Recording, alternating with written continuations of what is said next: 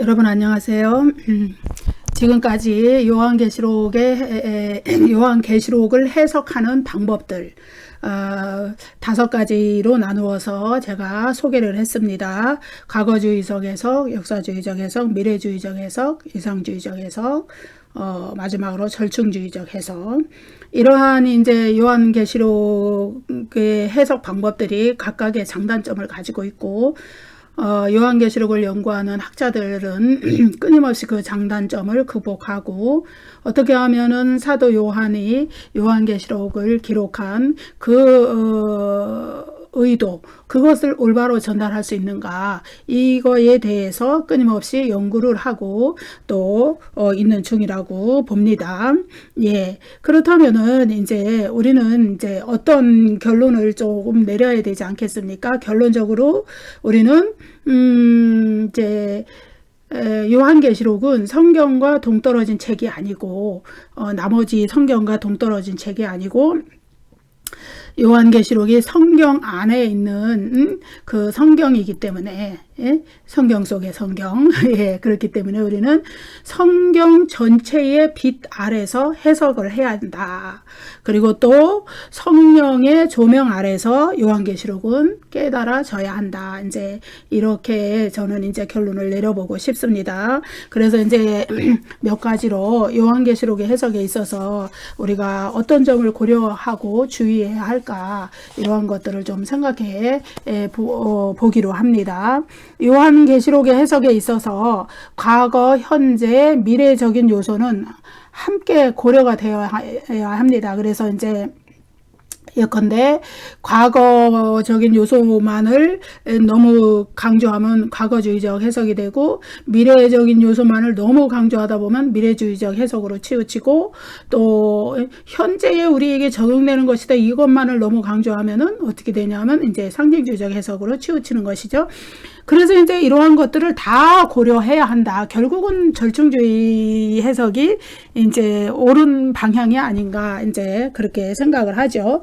그래서 이제 요한계시록의 해석에 있어서 가장 또 우선적으로 고려해야 할 것은 그것이 소아시아의 7교회라는 구체적인 대상에게 구체적인 메시지들, 예, 그들의 구체적인 특수한 상황에 대해서 그 문제의 해법을 제시하고 해결책을 제시하면서 그들의 믿음을 붙잡아주고 영적으로 그들을 견고하게, 강건하게 하기 위한 그러한 메시지들을 적어보낸 서신이라는 점, 예, 그것을 우리가 먼저 고려해야만 합니다. 그래서 그것을 고려해서 예컨대 그들의 어떤 상황에 대해 어떤 메시지를 주었다는 것을 바로 이해하면 그것이 오늘을 살아가는 우리에게도 우리의 어떤 상황에 어떻게 적용될 수 있다, 그러한 것을 우리가 파악할 수 있지 않을까, 그렇게 생각을 하는 것이죠.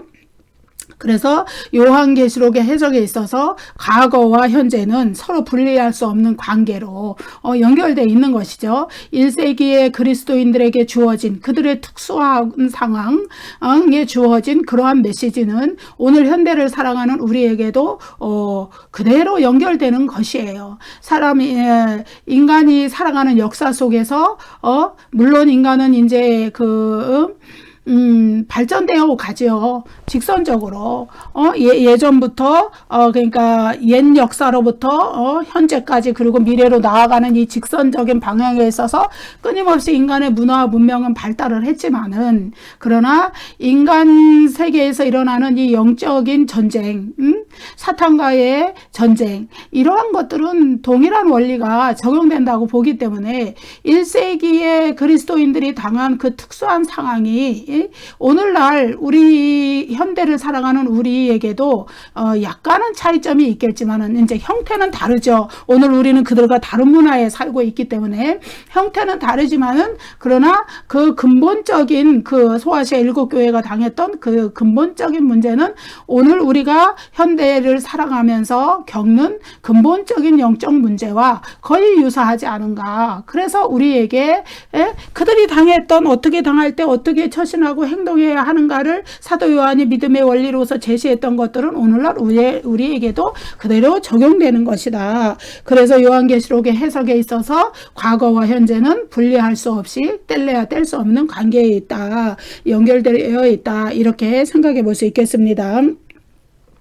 더군다나 이제 그 요한계시록의 그 숫자가 상징성을 가지고 있다 그랬어요. 그래서 이제 뭐 요한계시록 본문 해석에 들어가면은 이제 뭐 그 숫자가 나타내는 상징성 이런 거에 대해서 이제 많이 공부를 하게 될 것입니다. 근데 7이라는 숫자는 완전수를 의미해요. 이것은 보편성을 의미하고 대표성을 가지는 숫자예요. 그래서 소아시아의 7교회다. 이 7교회는 그 당시에 실질적으로 존재했던 구체적인 특수한 그런 교회들이지만은 그들이 가진 7이라는 숫자가 나타내는 대표성은 그것은 이제 역사 속에서 존재하는 모든 교회를 대표하는 것이다. 보편적인 교회를 대표하는 것이다. 그래서 그 7교회에서 일어났던 각가지 유형의 신앙적인 문제, 영적인 문제들은 역사 속에서 존재하는 모든 교회들이 공통적으로 가질 수 있는 그런 유사한 형태의 그 역사 속에 존재하는 교회들은 그들과 유사한 형태의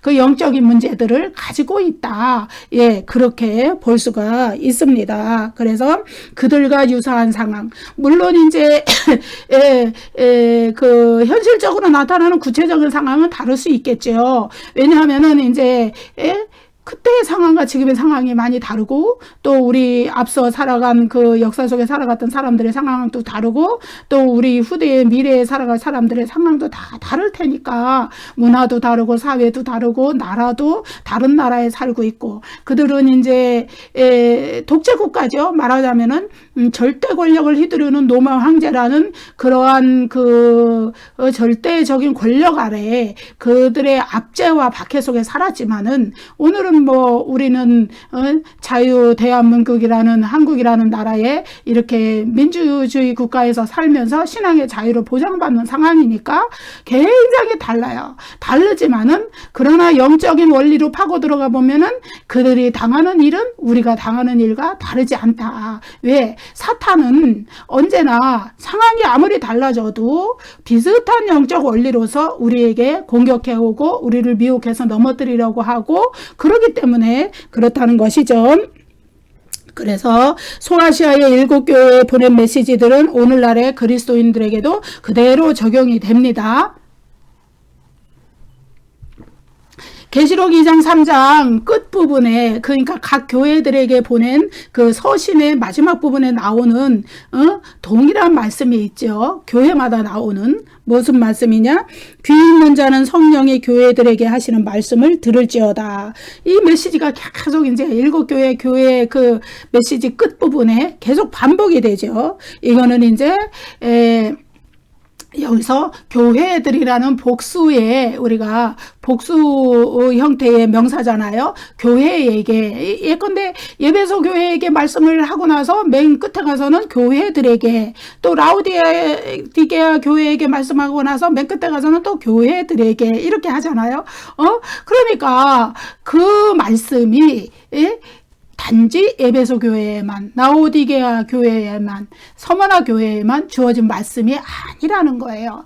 그와 동일하게 유사한 영적인 문제를 겪고 있는 모든 시대의 모든 교회들에게 유사한 형태의 영적인 그 문제를 겪고 있는 그러한 교회들에게 주어진 메시지다. 그러한 교회들이 성령이 교회들에게 하시는 말씀을 들을지어다. 귀 있는 자는 귀 있는 자는 성령이 교회들에게 하시는 말씀을 들을지어다. 이것을 반복적으로 강조해 주는 거예요. 그래서 요한계시록의 말씀은 당시 1세기의 소아시아 7교회에게만 전해진 말씀이 아니라 오늘날 우리에게도 주시는 말씀이라는 것을 우리가 이제 명심해야 할 줄로 믿습니다. 그래서 이제 신약 성경의 다른 서신서들 우리가 어떻게 생각하세요? 로마서, 고린도전서, 고린도후서, 갈라디아서, 에베소서, 뭐 빌립보서 쭉쭉쭉쭉 나오잖아요. 유다서 심지어 이제 바울 서신 말고도 일반 서신으로 넘어가서 유다서 뭐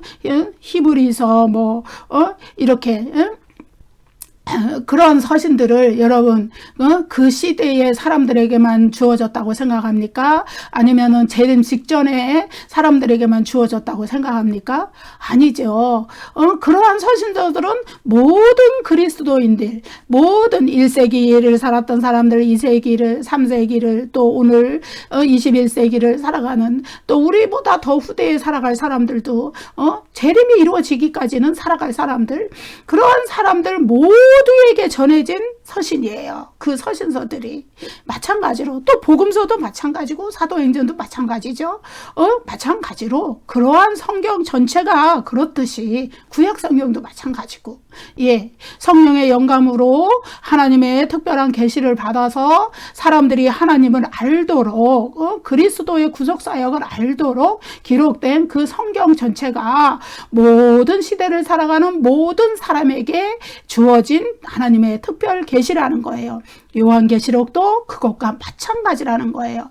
요한계시록은 1세기를 살아가던 그 사람들에게만 주어지지 않았고, 또 재림 직전에 그 특정한 세대에게만 주어지지 않았고, 역사 전체가 진행되는 동안, 그 흐르는 기간 동안에 모든 사람에게 주어진 하나님의 계시고 예수 그리스도의 계시다. 계시록 1장 어떻게 시작해요? 예수 그리스도의 계시라, 이렇게 시작을 하잖아요.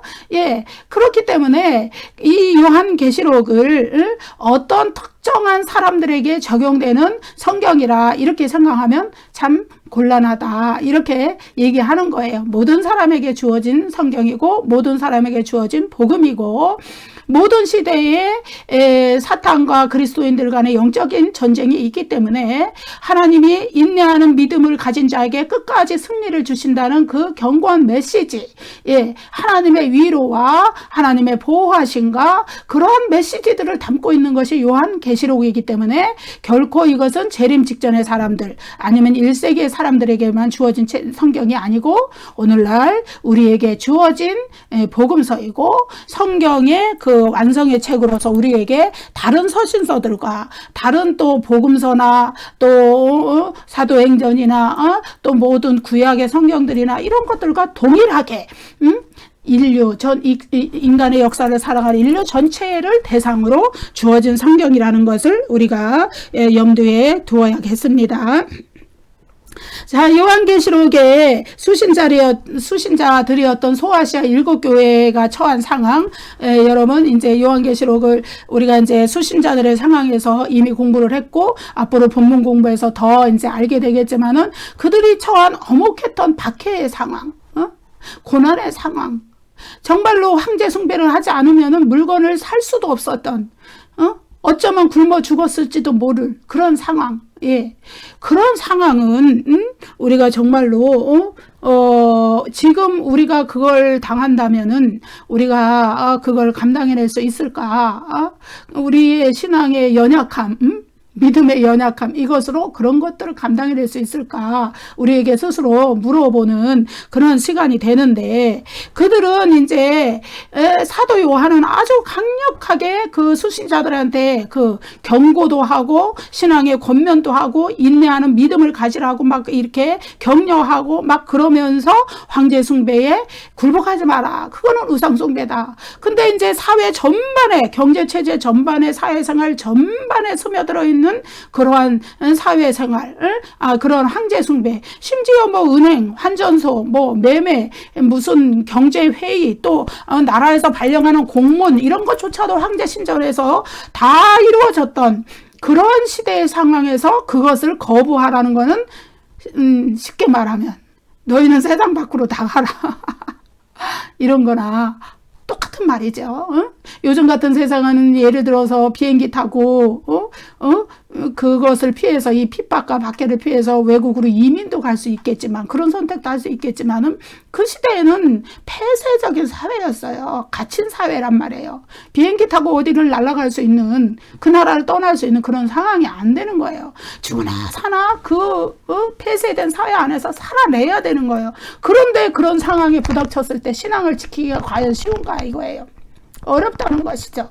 그래서 사도 요한의 메시지가 그렇게 강력하게 나오는 거예요.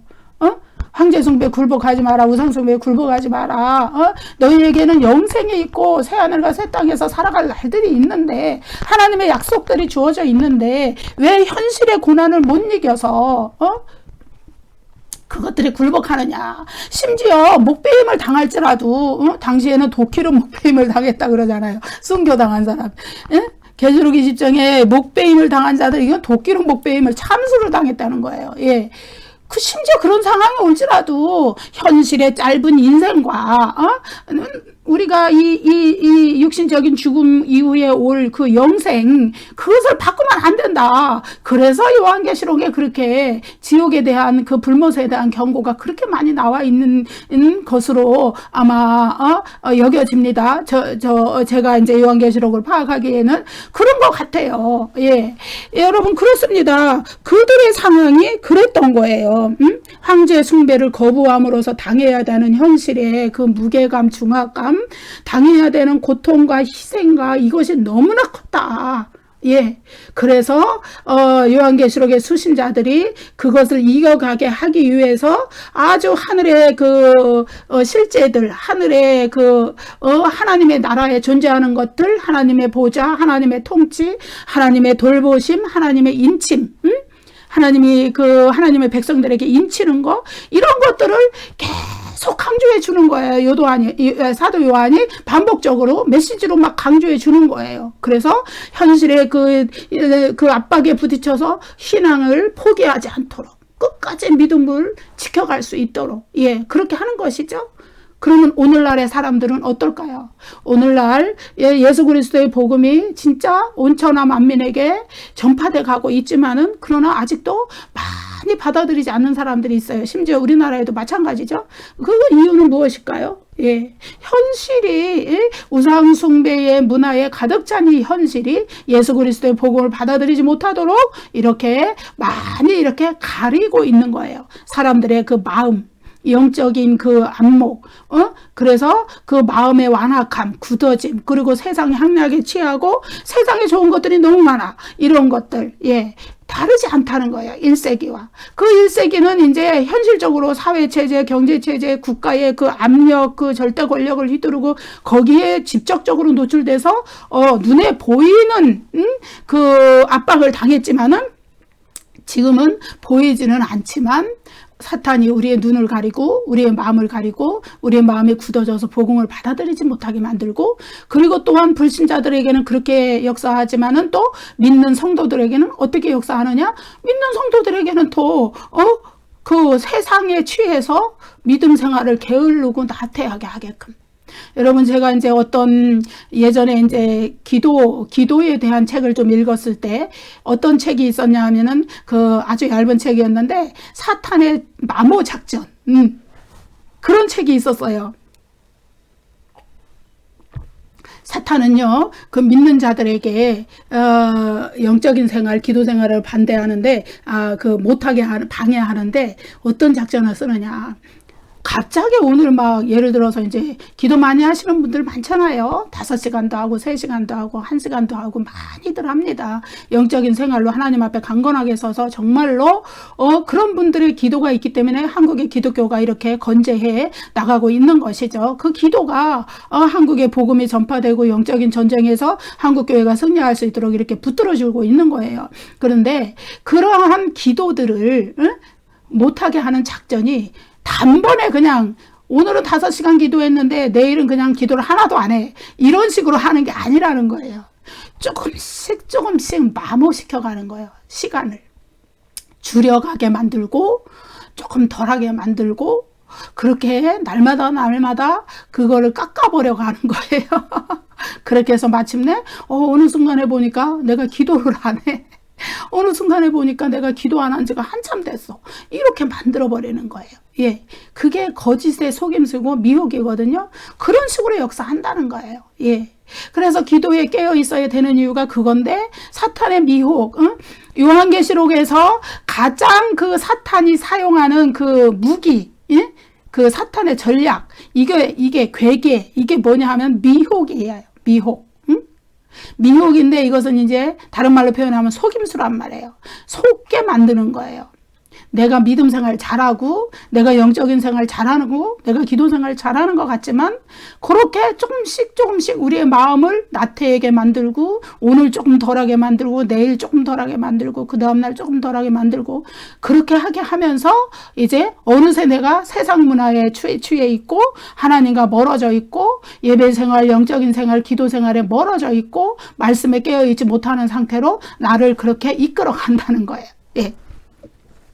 그래서 현대인들도 눈부시게 발전하는 경제, 세상 문화, 정치 이런 것들에 관심을 막 쏟으면서 하나님과 멀어지게 만드는 그러한 일들이 많기 때문에 1세기의 사람들과 유형은 다를지라도 여전히 사탄의 미혹이 있다는 거, 믿음을 버리게 만들고 신앙을 멀어지게 만드는 그런 미혹들이 있다는 거. 요한계시록은 1세기의 그 눈앞에 보이는 그런 것에 처해 있던 사람들을 그렇게 인내하는 믿음으로 영적 전쟁에서 승리하도록 격려하듯이 오늘도 우리가 그것을 읽고 그렇게 믿음의 격려를 받아야 되는 성경이라는 것을 말씀드리고 싶고요. 또한 요한계시록은요, 성경 전체의 완성의 책이라는 것을 우리가 기억하고 염두에 두고 이렇게 요한계시록을 묵상하고 읽고 공부해야 될 줄로 믿습니다. 이제 구약으로부터 예언되어 온 모든 구속사의 과정이 그리스도의 구속사역이 성취가 되었어요. 십자가의 죽음, 부활, 승천, 하나님 보좌 우편의 왕으로서 높임받아서 온 우주 만물을 통치하시고 그 모든 과정이 다 성취가 되었어요. 성령을 부어주시고 그 과정이. 그런데 한 가지 성취되지 않은 것이 아직 남아있어요. 그 약속이 남아있는데 그것이 재림이라는 거예요. 그리스도의 재림. 그래서 예수 그리스도의 구속사의 전체 과정은 그리스도의 재림으로 완성이 될 거예요. 예? 그것이 재림에 대해서 그래서 바울 서신에서도 예언하고 복음서에서도 예수님이 친히 예언하고 또 이렇게 했지만은 그러나 재림에 대해서 가장 많이 예언하고 있는 성경은 바로 요한계시록이다. 심지어 요한계시록 마지막 장에 가면 예수님께서 내가 속히 오리라 이렇게 말씀하시거든요. 여러 번. 예. 친히 그 신탁적 계시예요. 부활하신 그리스도의 음성을 직접적으로 사도 요한이 듣고 기록해 놓은 것이란 말이에요. 예, 예수 그리스도께서 직접 그렇게 말씀하신단 말이에요. 예. 그와 같이 그리고 요한계시록의 많은 환상 상징들이 예수 그리스도의 재림을 나타내주고 있어요. 묘사해주고 있어요. 예, 그렇습니다. 요한계시록만큼 예수 그리스도의 재림을 많이 묘사하고 많이 이야기하는 성경이 없어요. 그래서 우리는 요한계시록을 가까이 해야 되고 그 재림의 소망을 놓지 말고 살아야 돼요. 왜냐하면 재림은 성경에서 말한 대로 어느 날 이루어질지 모르기 때문이에요. 우리가 준비되지 못한 채로 우리 시대에 재림을 당하면 우리가 어떻게 하겠어요? 예. 그때 우리가 어떻게 해야겠어요? 그래서 제가 이제 지난번 어떤 시간에도 말씀드렸듯이 그때에 예수 그리스도의 재림이 호련히 갑자기 도적같이 임하면 어떻게 되느냐? 그때에 딱 굳어지는 거예요. 어떤 상태로? 불의를 행하는 자는 불의를 행하는 그대로. 더러운 자, 다시 말해서 예수 그리스도의 보혈의 피로 정결함을 받지 못한 자는 정결함을 받지 못한 그 상태 그대로 굳어지는 거예요. 더 이상 그에게 회개의 기회가 주어지지 않아요. 더 이상 그는 구원받을 기회가 없어요. 그런데 우리가 우리의 죄를 회개하지 못한 채로 우리가 그런 상태에 접어 있으면 안 되잖아요. 우리가 범죄하는 가운데 있으면 안 되잖아요. 예. 그래서 의로운 자는 그대로, 거룩한 자는 그대로 그 상태가 굳어지는 거예요. 예. 그리스도의 재림이 이루어지면은 지금까지 계속 시간이 흐르고 역사가 종결되던 그것이 딱 멈추는 거예요. 역사적 종말이 오는 거예요. 역사적 종결이 오는 거예요. 예, 그렇기 때문에 그런 인간 역사의 종결, 인간 역사의 미래, 종말에 대한 그런 예언을 분명하게 담고 있는 성경이 요한계시록이기 때문에 그 역사적 종말의 완성은 과거로부터 현재로 계속 역사의 진행 기간이 역사의 시작은 창조 때부터 시작이 됐겠죠. 그때서부터 이렇게 지금까지 진행되어 오던 그리고 마침내 그리스도의 재림을 기점으로 완성이 딱 되는 이러한 그 통전적인 그러한 시간들이 흘러가고 있는 거거든요.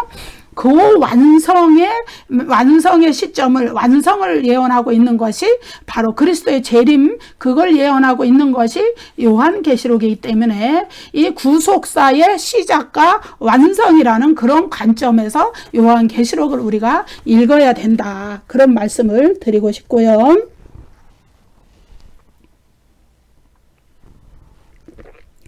그래서 요한계시록의 해석에 있어서 과거, 현재, 미래의 영역은 모두 함께 고려되어야 된다. 1세기 성도들과 교회의 상황도 고려되어야 하고, 초림부터 재림까지 모든 교회들이 사탄과 끊임없이 영적 전쟁을 해나가고 있다는 점도 고려되어야 하고, 그리스도의 재림과 더불어 있게 될 그리스도의 재림을 둘러싼 전후의 일들, 새하늘과 새 땅에 열리는 그리고 최후의 심판, 그리스도의 재림과 더불어 일어날 전체 인류의 부활, 이런 것들, 이런 거 어느 하나도 간과되는 거 없이 다 고려되어야 한다. 과거주의적 요소, 과거적 요소, 과거주의적은 그거는 이제 학문적 해석 방법을 이야기하는 거고, 과거적 요소, 현재적 요소, 미래적 요소, 어느 거 하나 빠짐이 없이 요한계시록을 해석하는 데 있어서는 다 고려해야 된다. 다 고려되어야 한다. 그리고 이제 요한계시록의 본문과 문맥을 따라서 연구해야 되고, 헬라어 원문도 연구해야 되고, 그래서 요한계시록의 환상이나 상징이나 계시나 이런 것의 본래의 뜻이 무엇인가를 잘 이렇게 이해할 수 있는 그러한 근본적인 연구들을 해 나가야 되고, 또 구약의 선지서들, 구약 성경의 그 많은 구절들이 우리가 이제 묵시문학을 공부할 때 했잖아요. 에스겔서, 다니엘서는 특히 많이 인용되어 들어왔고, 요엘서도 들어왔고, 요한계시록에 들어왔다는 거예요. 인용되어서 그런 것들, 그런 구약 선지서들에 대한 연구, 또 이제 구약의 약속과 신약의 성취라는, 마지막 성취, 모든 것이 다 성취되었지만 아직 성취되지 않은 구속사적 약속 하나, 재림, 그것의 성취라는 관점, 그런 관점, 또 구속사적 아까 말씀드렸듯이 완성이라는 관점, 이런 것들이 다 고려되어서 요한계시록이 해석되어져야 된다, 이런 말씀을 드리고요. 창세기로부터 이제 하나님의 창조로부터 시작된 성경이 마침내 요한계시록에 이르러서 그 구속사적 완성에 이르러 되는 거예요. 창세기에서 우리가 창세기에서 인류가 처음 타락했어요. 하나님이 창조하신 이후에 바로 에덴 동산에서 그들이 타락을 했죠. 하나님의 명령을 어기고 선악을 알게 하는 나무의 그 열매를 따먹고 사탄의 뱀의 미혹에 빠져서 뱀은 그때서부터 인간을 미혹하기를 끊임없이 지금까지도 한다는 것이죠.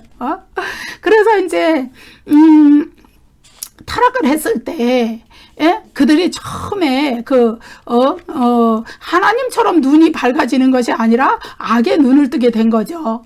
그래서 이제 자신의 부끄러움을 알고 무화과나무 잎을 엮어서 그 치마를 했을 때 그 무화과나무 잎이라는 게 어때요? 굉장히 약하죠. 햇빛이 나니까 쨍쨍 쬐니까 그냥 다 말라가지고 부스러지면은 자기의 그 치부가 또 다 부끄러운 부분을 가리려고 했던 것이 다 드러나는 게 그 무화과 나무잖아요. 예. 하루 낮도 못 견딜 거예요. 근데 하나님은 이제 가죽옷을 지어 입히시잖아요. 예, 그것이 하나님이 구원을 나타내는 예표적 사건이에요. 예, 그 가죽옷이 무엇입니까, 여러분? 가죽옷을 양으로 만약에 양을 잡아서 그 가죽으로 가죽옷을 입혔다 그러면은 그 양이 죽어야 되는 거예요. 희생되어야 되는 거예요. 그것이 그리스도의 구원 사역을 예표하는 거예요. 거기서부터 그리스도의 구원 사역이 예표가 됐었고, 그렇게 돼서 구약으로부터 끊임없이 선지자들을 통하여서 예언되어 온 그리스도의 구속 사역이 마침내 신약 시대가 이르러서 성취가 되었는데, 그 약속들이, 예언들이 다 성취가 되었는데, 마지막 하나 남은 재림의 약속은 이제 요한계시록에서 예언한 대로 반드시 성취될 것이다. 그래서 요한계시록은 그렇게 종합적으로 구속사적인 전망에서 이해되고 해석되어야 한다. 그래서 여러분, 요한계시록이 성경의 마지막에 있기 때문에 완성이 아니라 그리스도의 재림으로 이 모든 구속사적 사역들이 성취가 완성될 것을 이렇게 보여주고 있기 때문에 이것은 완성의 성경이다, 완성의 책이다, 이렇게 할 수가 있는 것이죠.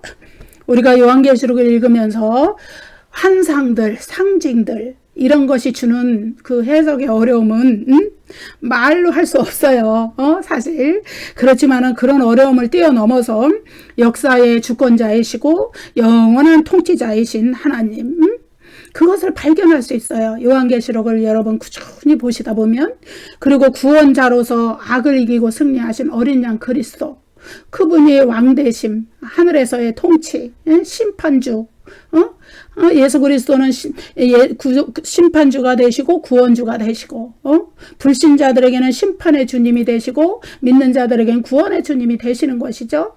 그 주님을 발견할 수가 있어요. 얼마나 좋아요. 요한계시록이 두렵고 무서운 책이 아니에요. 막 무서운 막 심판의 징조가 막 나타나서 아우 난 무서워, 요한계시록 나는 접근도 하기 싫어, 이런 책이 아니에요. 하나님의 은혜, 예수 그리스도의 은혜, 하나님의 주권, 예수 그리스도의 심판과 통치, 이런 것들이 요한계시록에 곳곳에 배어 있는 거예요. 그러한 것을 요한계시록을 통해서 이렇게 우리가 만날 수가 있습니다. 그래서 요한계시록은 성경 전체의 빛 아래서 해석이 되어야 되고, 성령의 조명으로, 성령이 조명해 주시는 것을 우리가 성령의 감동으로 깨달을 수가 있어야 돼요. 예, 기도 많이 하셔야겠죠? 요한계시록 깨달으시려면. 그래서 치열한 영적 전쟁에서, 사탄과의 치열한 영적 전쟁에서 우리가 어떻게 승리할 수 있는가, 또 하나님이 또 치열한 영적 전쟁을 해나가는 그리스도인들을, 성도들을 어떻게 위로하시고 어떻게 보호하시는가. 예, 하나님의 인침이라는 것은 하나님의 보호하심의 차원에서, 아무리 이 세상에서 환난을 만나고 박해를 만나고 죽을 고비를 만나도 하나님은 하나님의 자녀들을 인을 딱 치셔서 어떻게 해요? 보호하신다는 거예요. 구원의 백성으로. 비록 그가 육적으로는 환난을 당해도 영적으로는 보호를 하셔서 사탄에게 해를 입지 않도록 하나님이 그렇게 만드신다는 거예요. 예, 그러한 얘기들이 막 요한계시록에 막 줄줄이 있으니까 얼마나 우리에게 힘을 주고 영적인 능력을 주고 영적인 권세를 입혀주는 성경의 요한계시록이냐, 이 말이죠. 이 말씀이죠. 그리고 불신자들과 사탄, 짐승과 그 추종자들에게는 반드시 하나님의 공의의 심판이 임한다는 것을 알려주는 성경이고, 또 역사, 인간의 역사가 진행돼 나가는 동안, 또 그리고 역사적 종말을 가져오시는 그 모든 주권적인 통치권이 하나님께 있고 어린 양 그리스도께 있다는 것을 강조해 주는 책이고, 그리고 하늘의 보좌에 계신 하나님의 영광, 또 하늘에 계신 어린 양의 영광, 이런 것들을 보여주는 책, 그리고 마침내 이기고 승리한 그리스도인들도 그 영광에 참여할 것을 보여주는 책, 그거의 요한계시록이에요. 예? 요한계시록의 본문들의 이러한 은혜들이 줄줄 넘쳐요. 여러분, 요한계시록 공부를 하시다 보면, 저는 이제 제가 부족한 전달력으로 이렇게 여러분께 요한계시록 강의를 해드리고 있는데, 앞으로 그러한 그 요한계시록 본문의 그 깊은 의미들, 그 메시지들을 여러분께 정말로 잘 전달해 드리고 싶은 소망이 있어요. 여러분, 저를 위해서도 기도해 주세요. 그래서 인간의 뜻으로는, 인간의 언어로는 다 표현할 수 없는 그러한 하늘의 그 실제들을, 묵시적 환상들을 통해서, 그 계시들을 통해서 전달해 주는 것, 예, 그것이 요한계시록입니다. 여러분, 우리가 세상을 살아나가는 데 있어서 예수 그리스도를 믿는 신앙생활 때문에 조금 손해보고 희생해야 되는 것들도 많이 있어요. 시간도 많이 헌신해야 되고 여러 가지를 하나님 앞에 헌신해야 되죠. 예. 그런데 바울이 뭐라 그랬어요? 우리가 고린도전서에서 그러잖아요. 우리가 바라는 것이 다만 이 생뿐이면, 다시 말해서 이 세상뿐이면 우리가 세상 모든 사람보다 불쌍한 자다, 이랬잖아요. 하나님을 위해서 우리가 참고 희생하고 버리고 해야 될 것이 얼마나 많은데, 날마다 죽고 날마다 버리고 우리가 살아야 되잖아요. 그런데 우리가 바라는 게 이 세상뿐이라면 얼마나 우리가 세상의 모든 사람들, 세상 사람들은 다 누리고 살고 자기 멋대로 살고 하고 싶은 대로 하고 다 사는데, 예? 우린 그렇게 못 살잖아. 하나님 두려워서 우리가 하나님 뜻대로 살아야 되는 그런 것이 있어서 그렇잖아요. 그런데 바울 말대로 우리가 만약에 그런데 바라는 것이 이 세상뿐이라면 우리가 세상 모든 사람보다 불쌍한 사람이 돼요. 근데 우리는 그렇지 않아요. 하늘을 바라고 사는 거예요. 하나님을 바라보고 그리스도를 바라보고 우리가 장차가게 될 그 영생의 그 유업을 바라보고 그렇게 살기 때문에 요한계시록은 그 찬란한 하늘의 영광을 우리에게 보여준단 말이에요. 여러분 요한계시록 공부 계속 하셔야겠죠? 저랑 같이 해나갑시다. 그래서 많은 연구자들이 오랜 세월에 걸쳐서 요한계시록을 해석하려고 노력을 해왔어요. 그 모든 해석 방법들이 그 흔적이에요. 그들의 각고의 노력을 보여주는 흔적들이에요. 그래서 그 해석들은 우리에게 해석 방법들은 다 소중한 것이고 우리가 버려야 될 것이 아닌 거예요. 다 이렇게 공부하고 거기에서 장단점을 깨닫고 취할 것은 취해야 되는 그러한 것이죠. 거기서 얻을 것은 얻어야 되는 거죠.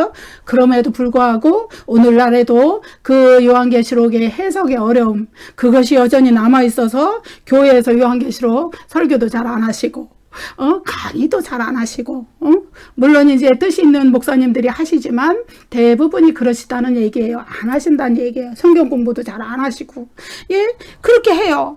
그렇지만은 요한계시록은 어떤 난관에도 불구하고 우리가 알아야 되고 배워야 되고 공부해야 되는 성경이에요. 왜요? 요한계시록 1장 3절 말씀. 이 예언의 말씀을 읽는 자와 듣는 자와 그 가운데에 기록한 것을 지키는 자는 복이 있나니 때가 가까움이라. 때가 가깝기 때문이에요. 그리스도의 재림의 때에 역사적 종말이 가까우기 때문이에요. 그렇다면 우리 시대에 그리스도의 재림을 당한다면 우리는 어떤 삶의 자세로 살아야 되느냐 그것을 요한계시록이 알려주기 때문이에요. 그래서 우리는 이 예언의 말씀을 듣고 읽고 지켜야 되는 거예요.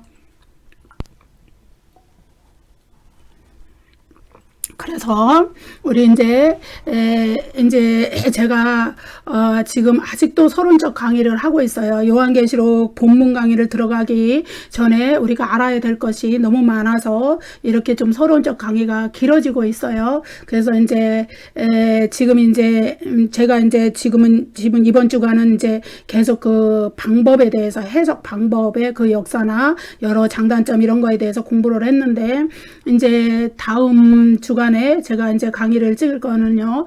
요한계시록에 나타난 그 천국과 지옥에 대한 용어들 그리고 이제 구약 성경이나 신약 성경이나 심지어 신구약 중간 시대의 문학, 유대 문학, 그 묵시 문학들 이런 데 나타난 그 천국과 지옥에 대한 용어들 이런 것들을 공부 강의를 찍으려고 그래요. 그렇게 해서 이제 그것만 지나면 이제 바로 요한계시록 1장 1절 거길로 들어가게 될 것입니다. 그러나 이 선행적인 이런 본문 공부로 들어가기 전에 선행적인 이런 학습들을 하는 것은 이런 선행적인 학습들을 가지고 지식들을 가지고 본문 공부를 들어가면 본문이 훨씬 그 이해가 쉬워지기 때문에 그렇습니다. 여러분 이제 잘 따라오시고 우리가 계속 성경 공부하시면서 성령께서 우리에게 요한계시록을 깨달을 수 있는 지혜를 주시기를 하나님께 기도하시면서 이렇게 저와 함께 해나가십시다.